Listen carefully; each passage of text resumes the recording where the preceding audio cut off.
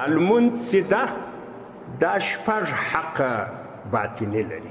شپږ حق امام غزالي رحمت الله علیه په خپلو تصنیفاتو کې دا خبره لیکلې ده چې اتمام د لمانځه په دې شپږو شیانو راځي. لمونځ ګوره فرائض لري، شرایط لري، واجبات لري، سنتونه لري، داسې باطني هم شپږ شیان دي پکښې.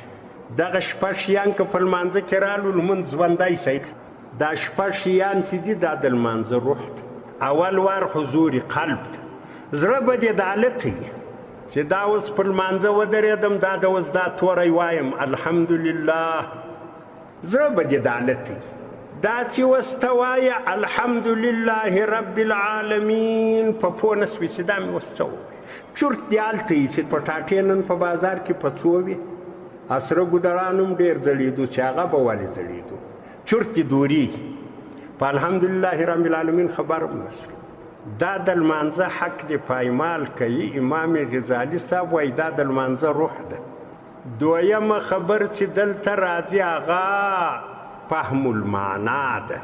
نو چې کومه خبر دې وکړه زړه دې د حالت و نو په هماغه خبره پوه سوې چې الحمد معنا ټول صفات کامله لله خاص الله لره دي، بل چا کې کمال د صفت نشته. الحمدلله ټول صفات کامله د الله صفات.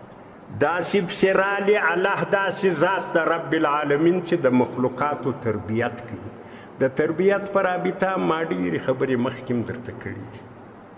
دا مرغان چې خپل ژوند کوي دا په یوه مکتب و مدرسه کې چا نه ده ورته ویلی هغه الله تربیت وایي.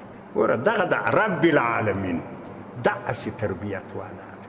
د الله داسې تربیت ته ما او تا ځینې عاجز یو. که چیرې دغه خبره ستا خیال ته راله چې صفات کامله الله ته دي دا زړه در سره ومنل. تربیت د کائناتو الله کوي دا زړه ومنل. دلته یو درېیم شی پسې را پیدا کېږي چې تعظیم د الله لویي زړه کې راشي. اوس موږ چې دا دونه وخت لمونځ کړی دی هغه هلته لکه او چې هغه یو غلاوې هم کوو، بد کارونه هم کوو، مردار خواره هم یو، په بلا هم سره اخته یو. خو دغه مطلب ده چې دا لمونځ هم نه ده لمونځ کړی که نه ان الصلاة تنهی عن الفحشاء والمنکر. څلورم شی چې دلته را پیدا کېږي دا یو په بل پسې په خپله سره پیدا کېږي. څلورم شی چې پیدا کېږي هغه خوف پیدا کېږي چې دا د الله دغه نه عظمت زړه ته راشي سړی ځینې وبېرېږي چې دغه الله بیا په ما څه پروا لري. پنځم شی چې پیدا کېږي هغه رجا امید پیدا کېږي چې دا دونه رحم الله په را کړی دی.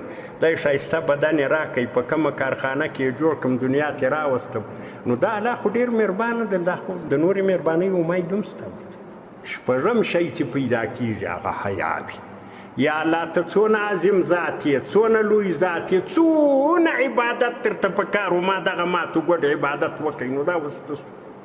نو شپږم شی به حیا وکړي چې یا الله څونه عظیم ذات یې، څونه احسانات دې کړي دي، څونه مهربانه یې، څونه د کمالاتو خاوند یې، څونه دې له ما سره ښه کړي دي او ما دغه عبادت وکړئ دا ماتو ګډ.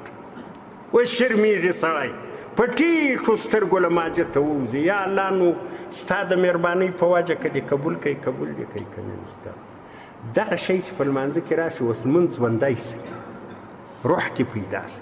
موږ منځونه عمرې دا مړه دي. دا مړی نو د سړي له غاړي مړی چې د ګټې پر ځایه تاوان ډېر ده. په هغه ورځ به دې دوکان بند وي ولې خو مړی سوی دی. 10 کسان به نور له کاره در سره وتلي ولې خو مړی سوی دی. په ایدره کې سره لمر ته به ته غرمې په سپېرو خاورو کې رغړې ولې خو مړی سوی دی.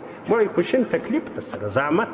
دغه زموږ لمنځونه مړي دي پر ځای د دغه چې موږ د ګټې امید دي دا ناخواسته چې تاوان راونه رسي. که چیرې موږ په صحیح انداز الله جل جلاله ته متوجه سو الله به د دې الحمدلله شریف حقیقت زموږ زړه ته شوه کړي.